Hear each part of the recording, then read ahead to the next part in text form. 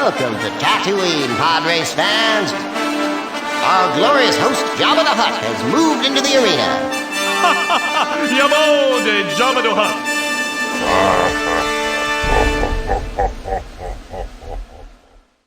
Howdy doodly doo! Welcome to my reaction or my processing thoughts of this Obi Wan Kenobi teaser trailer for the teasers.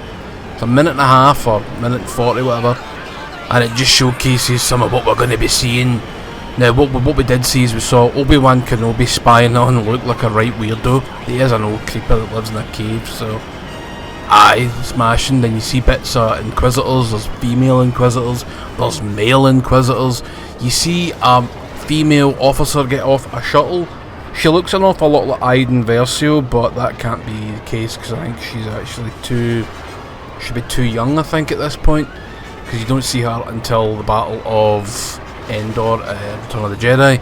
So I don't think it'd be her unless it's like right before it, but I don't think so. I think the TV series is set a grand total of 10 years after Revenge of the Sith, which makes about as much sense as you would think. It sounds good. People are saying that Obi Wan Kenobi looks a wee bit young, but Ewan McGregor's the same age as Alec Guinness was when he did Obi Wan Kenobi back in the original movie. Well, Alec Guinness looked about 90-year-old then, so it's, even if they're the same age, times have changed, things have changed. I don't know, it's fine, but people don't age the same, especially when there's been like 40 years of a difference of how people grow old and how people live their lives and whatnot. Alec Guinness, I don't know how he lived his life, he just looks older than what he was back then. Maybe that was intentional to make Ben Kenobi look more wiser than what he was. Who knows? And quite frankly, who cares? So it's partly set in Tatooine. What would bring the Inquisitors to Tatooine? Well, obviously Darth Vader knows that somehow that Obi-Wan Kenobi's no deed. He can maybe feel his presence at a distance. You could do that with Luke. So it's not out of the realms of possibility, especially when this is a younger Darth Vader. He is cut up to bits and he is more of a machine, but I think he would be able to sense him, maybe even to a vague direction. It's like, I feel something in that direction, know what I mean? I've got a tingling in my left, shoe. No shoe, but left foot's tingling whenever I look in the direction of that planet. What planet's that? Oh, it's Tatooine, so right, I think we better check that out. Send some Inquisitors. I'm not going there the now until I know for sure there's something worth digging up. But what I'm really hoping doesn't happen is that Obi-Wan Kenobi and Darth Vader have this fucking tete-a-tete on Tatooine, because that wouldn't make any sense. Because surely if Darth Vader does go to Tatooine, he would be able to sense Luke. If he's that strong in the Force, he would be able to sense him being on the same planet. And he knows he's got a kid because Padme was pregnant at the time that this all went down, so he knew she was having a Wayne.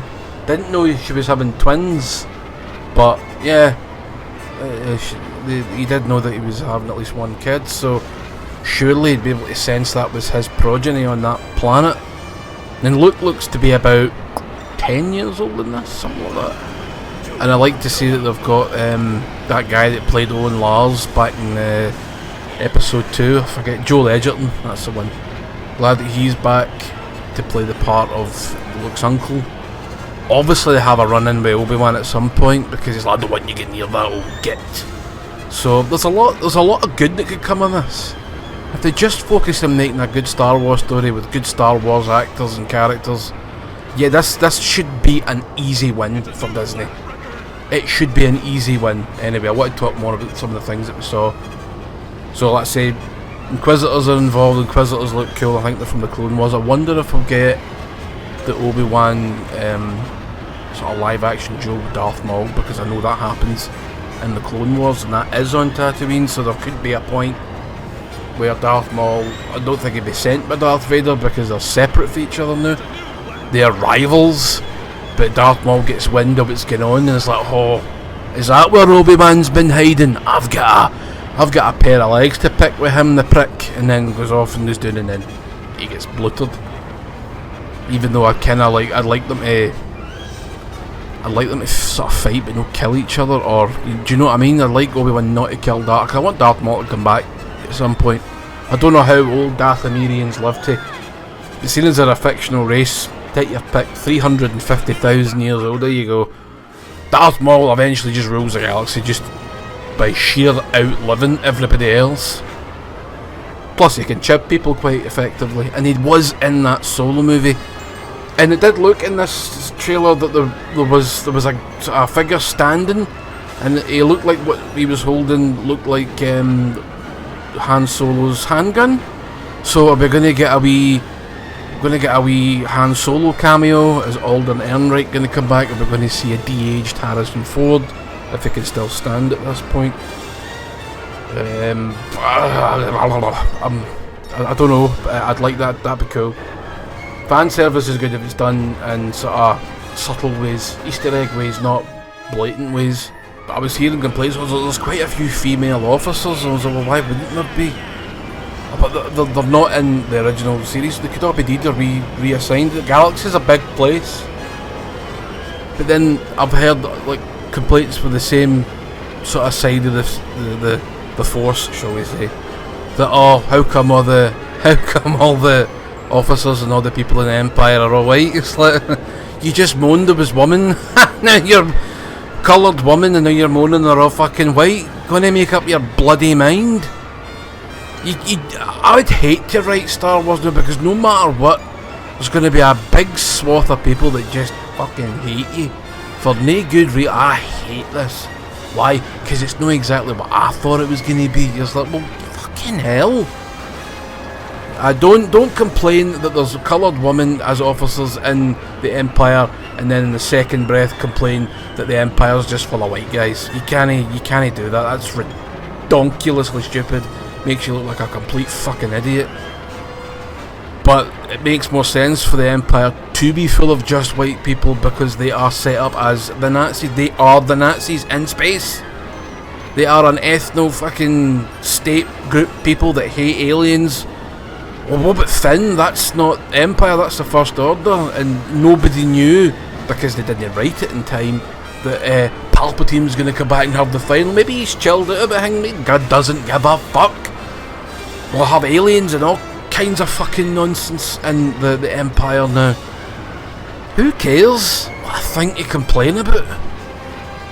Jesus, but it's no the complaint. If you don't like it, you don't like it. It's fair enough. But why complain about one thing and then the same breath just complain the exact opposite? I just don't get it. I don't understand. Make me understand. Anyway, I've rattled on enough. Pish. Do you know, I think I'll do a Mandalorian review and a Book of Boba Fett review. I really can't remember too much about the Mandalorian. Or maybe do Boba Fett first, then the Mandalorian, and rewatch a couple of episodes. I can remember mostly Mandalorian, Boba Fett. I can remember all of that because I've not long watched it. Yeah, but I'm looking forward to this. I think it looks pretty good. Hopefully it'll be good. I don't want 8 episodes or however many episodes it is to be dragged out. Pish. And please have the actual name of the character in every fucking episode. That would be a good start, Disney, you know, a good start. Anyways, I want to thank you for giving me your time. I'm always gracious and very pleased that you do spend some time listening to my pish, because I'm basically needy. And thank you again, and good night.